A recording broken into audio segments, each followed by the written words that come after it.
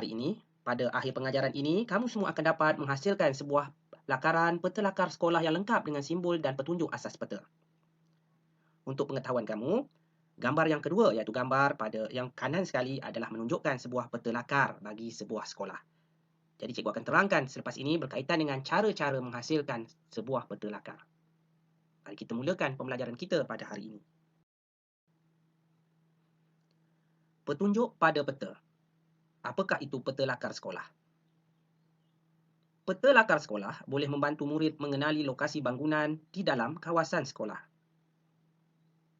Selepas ini, cikgu akan menunjukkan peta lakar bagi sebuah sekolah yang bernama Sekolah Menengah Kebangsaan Melur Jaya pada slide yang seterusnya. Jadi, kamu perlu memerhatikan petunjuk peta berkenaan berdasarkan warna bagi memperihalkan kedudukan sesuatu bangunan atau binaan. Kamu sudah sedia? Baik, cikgu akan tunjukkan contoh peta lakar bagi Sekolah Menengah Kebangsaan Melur Jaya. Baik, inilah peta lakar bagi Sekolah Kebangsaan Melur Jaya. Apakah itu peta lakar? Baik, kedudukan bangunan dan ciri-ciri fizikal di Sekolah Menengah Melur Jaya terdapat pada gambar yang terletak di bahagian atas. Kamu dapat lihat ada blok kelas, ada surau, ada kantin, padang dan sebagainya. Daripada gambar kedudukan bangunan dan ciri-ciri fizikal di Sekolah Menengah Kebangsaan Melur Jaya itu, kamu akan menghasilkan peta lakar Sekolah Menengah Kebangsaan Melur Jaya yang diwakili oleh petak-petak di dalam gambar yang di bahagian bawah. Setiap petak-petak itu diwakili dengan warna-warna yang tertentu. Petunjuk berdasarkan warna ini menunjukkan kedudukan, bangunan dan ciri-ciri fizikal di Sekolah Menengah Kebangsaan Melur Jaya.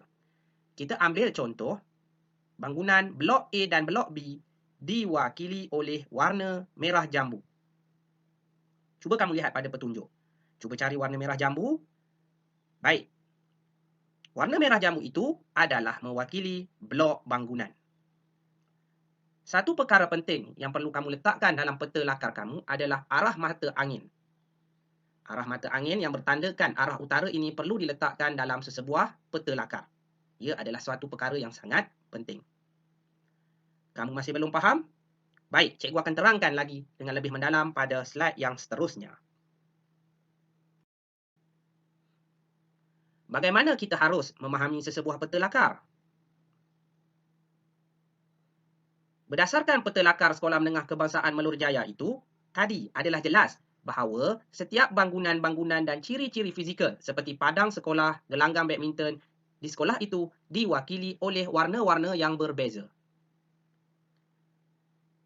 Perbezaan warna-warna itu adalah petunjuk yang paling mudah bagi kita untuk mengetahui kedudukan bangunan dan ciri-ciri fizikal di sekolah itu.